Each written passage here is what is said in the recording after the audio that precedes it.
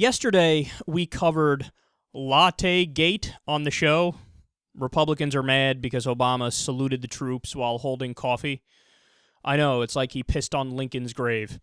Well, this criticism is so silly that even Bill O'Reilly came to the defense of Obama.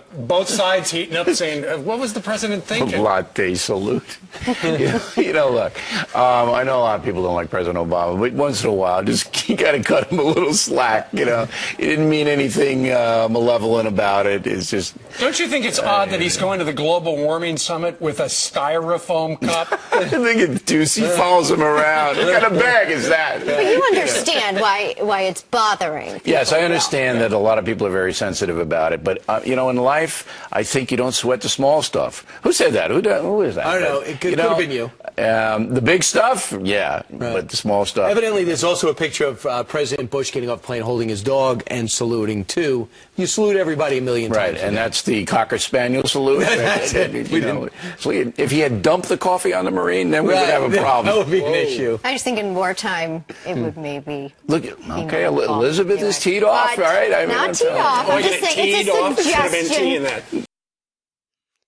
What is that I see? Oh my goodness, pigs are flying. Now, see, this is a trick that Fox News does every once in a while, and I don't mean that O'Reilly doesn't really agree with Obama here and think that the right-wing criticism is stupid. I think he does. But every once in a while, you have to take a guy like O'Reilly, and he has to say something somewhat reasonable. Why? Because now this allows Fox News to go out there and give the facade of fair and balanced. Oh, you're saying we aren't fair and balanced? Remember when Bill O'Reilly defended Obama for saluting while holding a latte? That's as fair as you could possibly be. Even Brian Kilmeade said it wasn't the worst thing in the world ever. Oh, how kind. This is not the first time Bill O'Reilly has done this either. Believe it or not, hold your breath for this next one.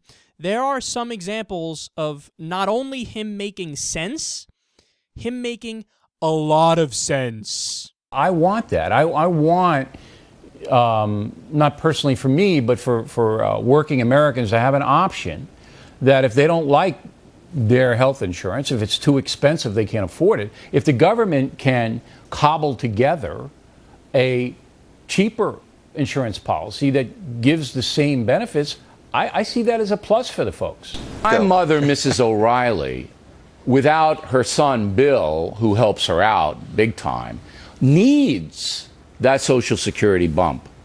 If I wasn't here, she would need it, all right, to keep paying her property taxes, which are exorbitant in Nassau County, to stay in the home. She's 90. If the president's going to take Mrs. O'Reilly and everybody else, seniors who don't have any money, away, then those left-wing groups may have a point, Rosa. Mr. O'Reilly, well done. Pains me to say it, but well done. He actually argued in favor of the public option one day, and he argued against Social Security cuts. Now, the massive asterisks in this conversation, that's a funny term I just made up. Put those two together. Massive asterisks. Sounds kind of dirty, like a porn site. But he hedged 434 times and probably said the next day, did I say I was in favor of the public option? No, I'm not. Or did I say I don't want to cut Social Security? Cut it 5 times over. So, yes, he'll go back and forth. But at least now you see what I'm talking about, though, when I mentioned that this is part and parcel of what Fox has to do. If they don't do this every once in a while, then they're Rush Limbaugh. Then they're wall-to-wall talk radio, and they can't even put the silly facade and mask and, barely hanging on by a thread idea of we're fair and balanced out there. So it's absolutely necessary in order for them to continue to lie. But that's O'Reilly for you, man. Somebody once said it to me, I think they're 100% right. His, friendship with Jon Stewart makes him almost tolerable.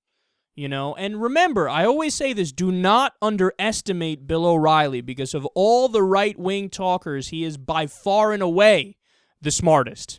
Rush Limbaugh is a dropout from school. He's a moron. He can't even string together coherent thoughts. He's all bluster and arrogance. Sean Hannity, same thing. Dropped out of school. Silly, dyed-in-the-wool far-right winger. Mark Levin, same thing. Although he's more educated, but that guy is so bombastic and putting on such an act that, the worst actor in the world can see through it. Could have made that more witty by actually coming up with an actor's name, but I digress. But Bill O'Reilly went to an Ivy League school. He is arguably one of the greatest debaters of our time in terms of political commentators, okay? And he's a fantastic orator. Now, I disagree with him about, 99% of things, but, never underestimate your opponents in this respect, because when you're dealing with a guy like O'Reilly, every once in a while he'll pull something out of left field on you, defending Obama for lattes and fucking, I like the public option and I like Social Security, but then the next day he'll be right back out there with the Marxist, socialist, communist talk.